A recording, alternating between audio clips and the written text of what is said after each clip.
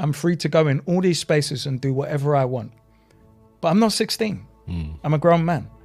I think like a 48-year-old. I dress like a 48-year-old. I speak like a 48-year-old. And I conduct myself like a 48-year-old.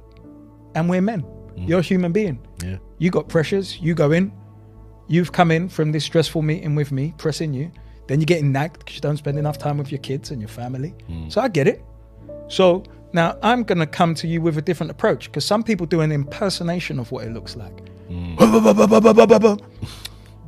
First thing I'm going to do, I'm going to shake your hand. And when you're talking to me, I'm going to say, I'm going to be very straight with you, and then uncomfortable handshake.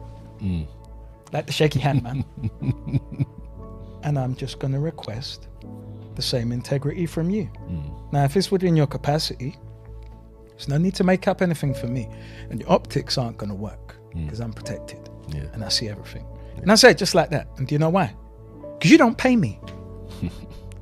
Now, I may find from an initiative that I create in this room a way to get paid because you guys need it. But you don't pay me. So I don't need to do any impersonation for you. I'm going to speak to you as a man, and you may or may not speak to me as a man. So I did this with an African Caribbean police officer recently, and be it on his own conscience. And I shook his hand, and I knew that he'd been broken by the job, and I knew he had a very limited capacity. And he says, 30 grand contract. Don't bother putting it in. I'll hand it straight to Mopac, the funders. Okay. Had nothing back whatsoever.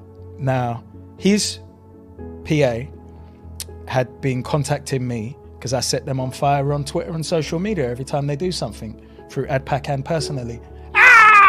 You got me in the building now. Don't waste my time. But I never heard back from them. Yeah. So then my guardian angel said nothing was put through.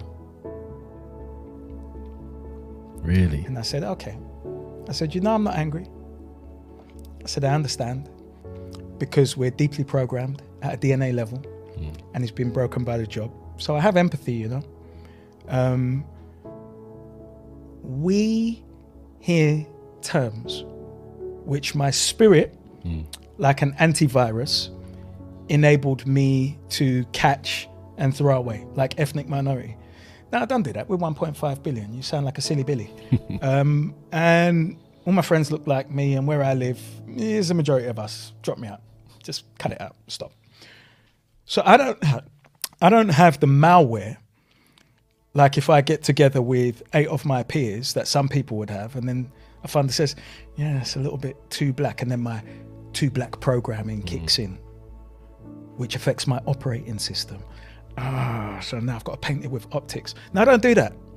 I say, yeah, I hear you, but we're not black. We're African and African Caribbean. So just crack on.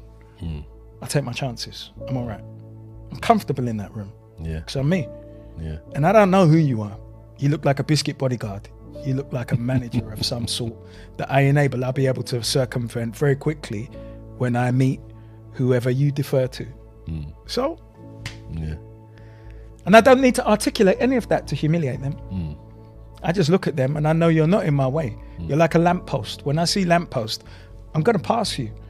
I could drink a whole bottle of Ray and Nephew or Mount Gay and I'm not going to bump into you. Not one time. And after 2 or 3 meetings with you, we don't need to do that again. Yeah.